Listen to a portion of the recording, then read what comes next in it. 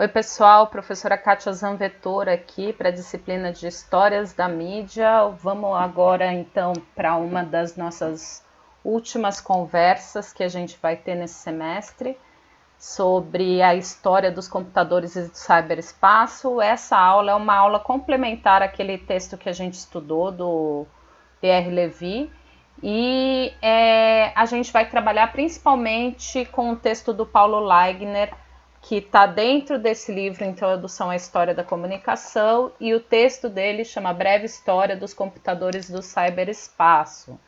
Ele também faz bastante diálogo com o Pierre Levy, então a gente vai resgatar algumas coisas que foi dita lá naquele texto, bem como outras referências que eu uso na nossa disciplina de História da Mídia, tá bom?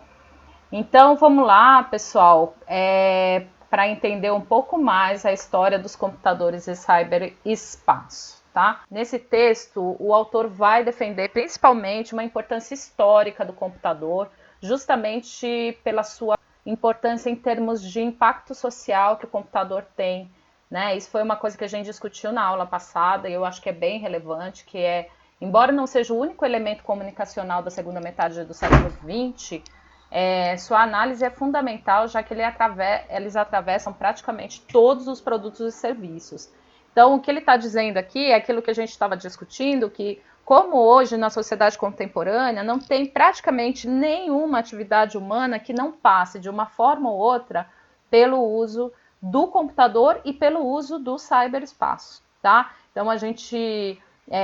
de fato, quem não está integrado no ciberespaço acaba estando excluído socialmente, porque a sociedade ela é muito engendrada nos serviços de computador e no ciberespaço propriamente dito.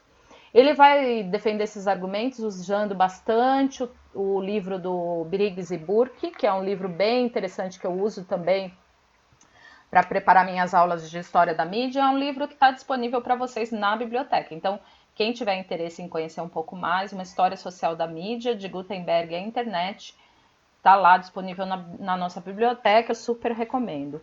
E ele também faz diálogo com o texto do Pierre Levy de 1999, assim como o de 1993 e o de 1999, tá? Esses três textos aí do Pierre Levy, como a gente já discutiu bastante, o Levy é uma grande referência nessa área de ciberespaço.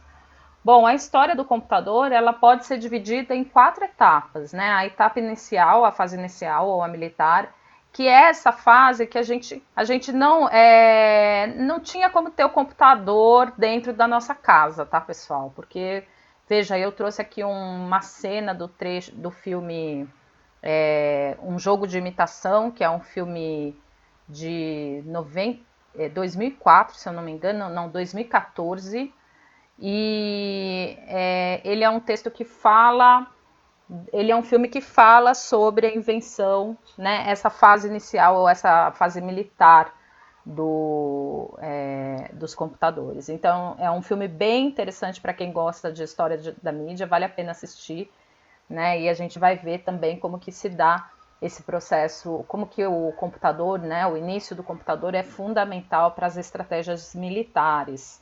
A gente tem, então, uma fase da miniaturização, né, que a gente chama, que é quando a tecnologia vai desenvolvendo e a gente começa a ter sistemas e computadores mais compactos, né, os sistemas de processamento, de armazenamento, tudo isso vai ficando cada vez mais compacto. A fase que a gente chama da usabilidade, que é propriamente dito aquele momento em que depois de miniaturizado, a gente começa então a ver o potencial comercial do computador. E aí a fase que o Pierre Levy vai chamar de fase de imersão, que é também o nascimento do ciberespaço, tá? É o surgimento do ciberespaço. E a gente vai falar de cada uma dessas etapas, tá, pessoal? Então, os primeiros computadores, você tem principalmente o foco dos primeiros computadores é o aumento da potência e do cálculo para finalidades militares, né? Então, eles estavam preocupados em melhorar a capacidade de cálculo, a capacidade de organização dos dados, né? Isso que é o foco desse primeiro momento dos computadores. É um momento de muita pesquisa, de muito desenvolvimento tecnológico, né? Você tem nos anos 40, no século 20, os Estados Unidos e a Inglaterra que surgem com grande potência, né? Dessas chamadas máquinas de calcular para o uso militar. Esse, inclusive, o jogo de imitação conta a história, se eu não me engano, de um laboratório de um aluno de Cambridge, né, da Inglaterra, e fala sobre como ele vai ajudar, né, no combate para decodificar os códigos nazistas na época, né, durante a Segunda Guerra Mundial. Então, é basicamente isso basicamente o que é muito, né, gente? Mas eles estão realmente interessados nesse potencial de cálculo e de leitura de códigos, de processamento, manejo dos dados para o uso militar, né? Esse é o primeiro momento da fase do computador.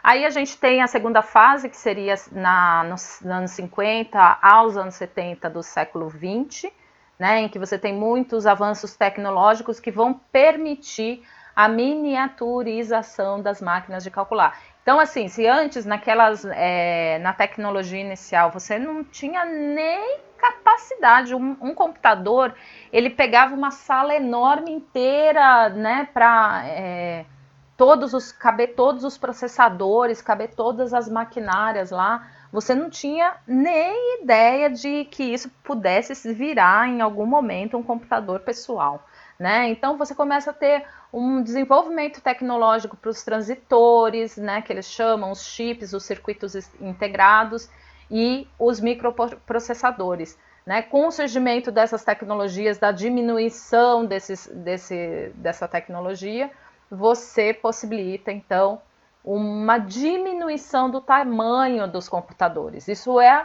o passo fundamental para a gente passar para a segunda fase, né? No texto ele detalha, tá, pessoal? É muito interessante que ele vai detalhando como que é esse processo de miniaturização, essa palavra me mata. Então ele vai, como que se dá o processo de desenvolvimento tecnológico para esses circuitos, esses chips ficarem cada vez mais menores, né?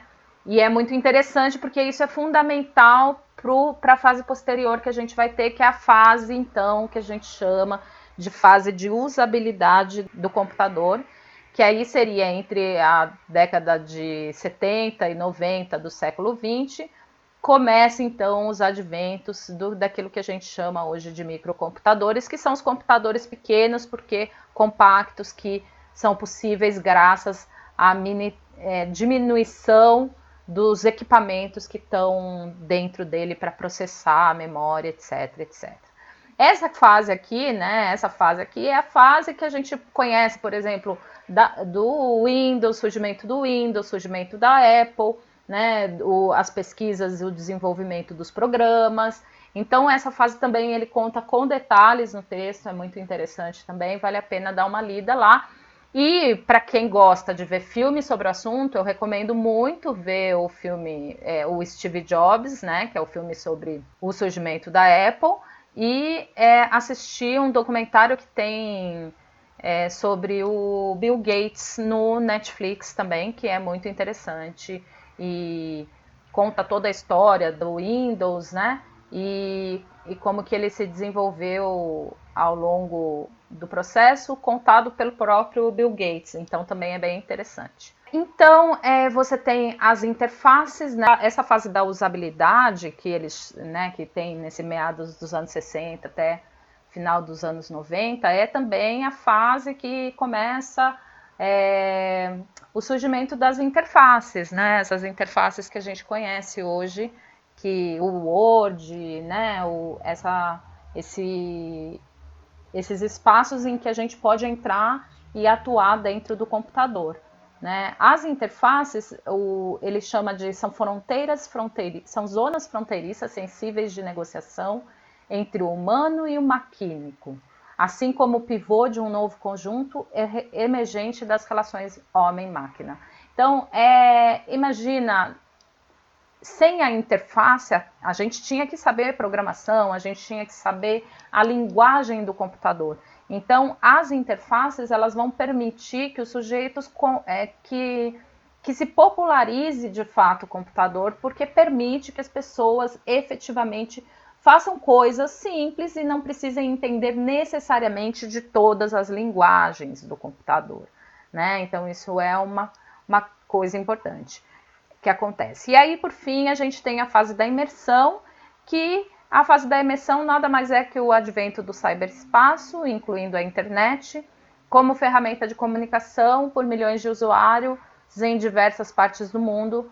Pode-se afirmar que a história atual, a história dos computadores, chegou à fase atual. Então, a partir dos anos 90, é a fase que ele chama de fase de imersão, que é a fase em que você vai se comunicar de fato usando o computador.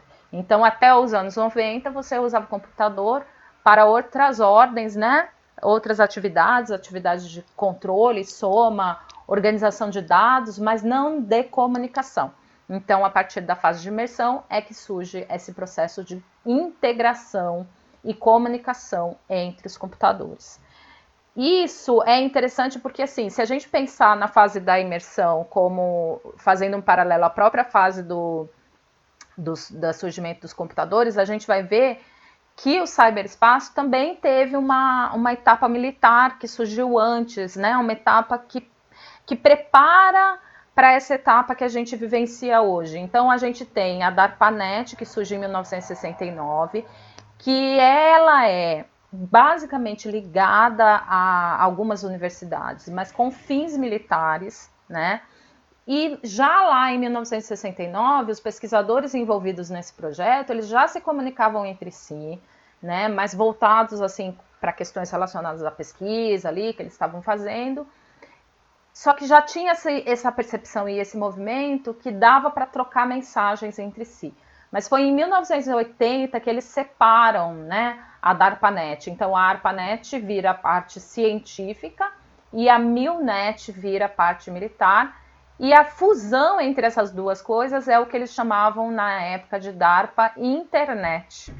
É daí que vem o nome, que surge o nome Internet. Então, em 1990, acontece um processo de padronização das linguagens, né? Por exemplo, HTML e tal, e a rede aberta dos computadores, ela passa a ser, então, acessível a um público de usuário mais amplo, né? Então, você tem essa possibilidade de ter um público mais amplo graças à padronização da linguagem. Aí, pessoal, você tem o que a gente chama do ciberespaço. Uma coisa bem curiosa é que o ciberespaço, na verdade, ele foi cunhado pelo William Gibson, que foi um termo que ele criou num conto, né, chama Burning Chrome. Ele é um autor de ficção científica, escrevia na época sobre ficção científica, e em 1984 ele chama, né, nesse conto, meio que... E aí as pessoas até hoje falam que ele foi bem visionário, meio que antecipou o que seria a internet, né? E ele cria essa ideia do que o Pierre Lévy vai chamar de espaço de comunicação aberto pela interconexão mundial dos computadores e das memórias do computador, ou seja, o ciberespaço, né? É muito importante que para a fase atual de imersão, a gente saber que o ciberespaço está em constante desenvolvimento, em constante alteração, em constante mudança. Isso é uma das coisas que o Pierre Lévy vai nos colocar. E outra coisa que ele coloca, que é bem interessante nesse texto também, baseado no texto de 99 do Pierre Lévy, é de que existe dois tipos de atitude, né, de a gente usar o ciberespaço, que ele chama de caçada e pilhagem. A caçada seria o uso com um fim, né, o ciberespaço para um fim. Então, o ciberespaço para fazer comércio, para fazer negócios, para desenvolver coisas novas, desenvolver tecnologia.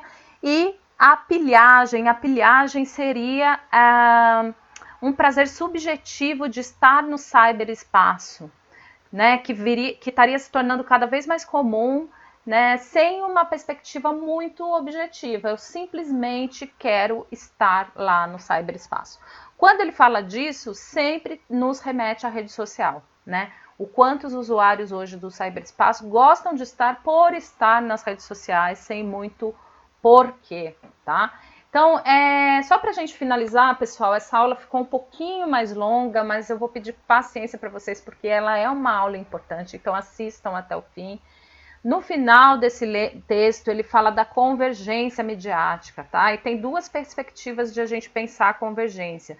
A primeira seria a perspectiva da tecnologia, né, em que as características técnicas das novas tecnologias digitais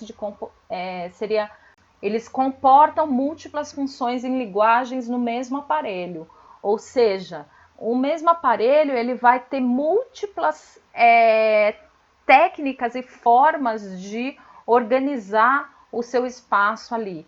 E também a convergência do conteúdo, que é uma coisa que a gente estava discutindo na semana passada, que é essa quando o conteúdo vai se interconectando. Então você está assistindo você está lendo um jornal e o jornal te leva a um programa de rádio, o programa de rádio te leva para um programa de televisão, e quando você vê, você está convergindo de uma mídia para outra, tá? Isso vai ser muito importante na história da mídia, porque, de novo, volta naquele argumento que eu sempre falo com vocês, que eu defendo bastante, que é a ideia de que as mídias elas não são concorrentes, mas elas são complementares, e na história da mídia a gente vê muito mais convergência, né, muito mais colaboração entre as mídias do que distanciamento, concorrência, separação.